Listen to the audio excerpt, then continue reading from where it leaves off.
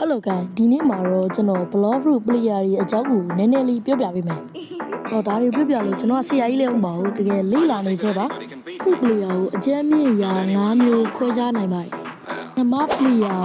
1သူကကြာအားနေရင်ကျိုးနိုင်မှာ level လိုက်ဖမ်းနေရလို့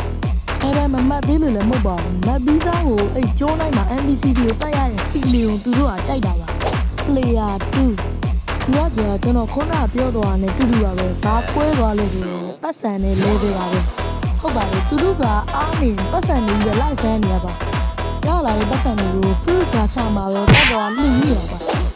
တေးရသူတို့ကတော့နည်းနည်းထူးဆန်းပါတယ်1PC block ထူလာဆိုပါသူ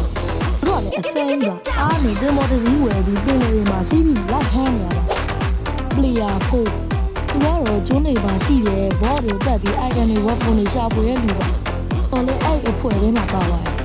player 5ဒီကတော့ကျွန်တော်ခုနပြောသွားတဲ့ဟာတွေကိုနိုင်ပိုင်းလောက်နဲ့အပြီးလောက်နိုင်ပါတယ်